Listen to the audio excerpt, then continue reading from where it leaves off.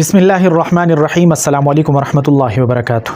یقیناً بچوں کو، کیونکہ بچے تو ویسے بھی شہزادے ہوتے ہیں اور گڈے گڈیا ہوتی ہیں، تو ان کو نظر بہت جلدی لگ جاتی ہے۔ اپنے والدین کی طرف سے بھی لگ سکتی ہے، کسی رشتہ دار سے بھی لگ سکتی ہے، اور کسی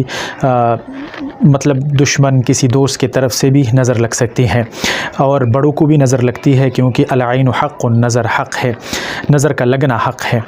نظر بد کے اثر سے بچنے کے لیے اور محفوظ رہنے کے لیے بہترین اور پیارا وظیفہ جو قرآنی وظیفہ ہے وہ آپ کو بتانے لگا ہوں۔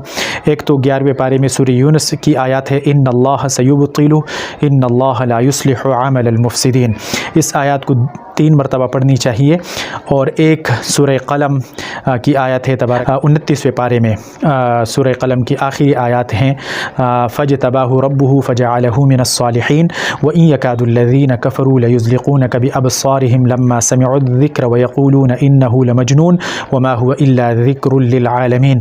7 مرتبہ یہ پڑھے، 3 مرتبہ وہ آیت پڑھے، اور اول آخر 3 مرتبہ درود شریف پڑھ کر بچے یا کسی جو بھی ہو اس پر دم کریں۔ انشاءاللہ العزیز صبح شام یہ عمل کریں، نظر بد کا اثر اللہ کے فضل و کرم سے ختم ہو جائے گا۔ بلکہ اگر نظر بد کا اثر نہ بھی ہو تو صبح و شام بچوں پہ یہ آیات پڑھ کر دم کرنی چاہیے، تاکہ ہر طرح کے برے اثرات اور نظر بد کے اثرات سے محفوظ رہیں۔ آیات دوبارہ ریپیٹ کر دیتا ہوں، ان اللہ سیبطل ان اللہ لا یصلح عمل المفسدین، یہ 3 مرتبہ پڑھنا ہے، اور فاجتباہ ربہ فجعلہ من الصالحین ویکاد الذین کفروا لیزلقونک بأبصارہم لما سمعوا الذکر ویقولون انہ لمجنون وما هو الا ذکر للعالمین۔ یہ 7 مرتبہ پڑھنا ہے، لیکن یاد رہیں کہ درود شریف 3 مرتبہ اول آخر لازمی پڑھنا ہے۔ اللہ کرے کہ ہمارے تمام مشکلات حل ہو۔